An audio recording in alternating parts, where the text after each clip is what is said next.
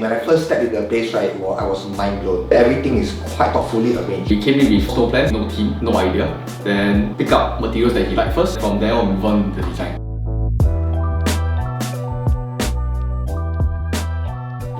We actually go way back. How many years? Wow, I think probably more than a decade. But that's not the reason why I picked it, not because I used to work at Topalic, so I do metal work and woodwork. I wanted to have somebody who had a nose for details. He didn't come from nowhere. He already was a designer in some aspect. He's always very passionate about things he does. I knew we'll take some pride in this work. It was very important. It cannot be just a job to the IDE. I'm not a very artistic person. So when he proposed to hack down the walls, and I cannot visualize anything. My only guiding philosophy is he knows what he's doing. So I just left it to him. Just told him to go all out. If you trust your IDE, you just have to trust his vision.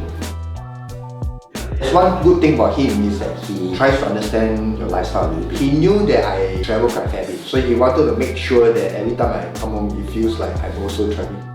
As IDE, you need to profile your client. The more you know about clients, their habits, their lifestyle, the things that they like, then it's very easy to create spaces for them. This is actually quite a good idea. Two aircons are actually concealed. So this was actually not part of the original. It was all designed, quite innovative. If you close the grill, you can feel the temperature, but you don't feel the wind. On top of that, gave a little bit of low height to the entrance as well. So just float nice. Normally when you go into a hotel, they have a very low entrance at the start. Then the moment you walk in, they have a very high ceiling. So that's why you have a bit of a hotel feel when you came in here just now. He did a very good job. I'm very grateful to that. He is one of the rare designers where you can just let him do his job. No need to always come down here, supervise and all. You just let him do his thing and he will make sure that he delivers it. Half the time I don't really understand him, by the time, okay, let's go for it. There was a custom thing that I saw online that one of our colleagues sold.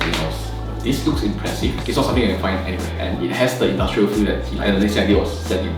I think this one fit the house. Initially, it was supposed to be an integrated sink. Could be a quartz one, could be a sintered stone one, but in the end, we switched over to this. I don't have any preference whatsoever, but it was amazing. When I first stepped into the place, right, I was mind blown. Everything is thoughtfully arranged. For example, the bathroom, there is no divider, there's no shower screen and all that. Yeah, you're right. Yeah, I actually don't really need a shower screen anyway. The water doesn't bounce off my skin.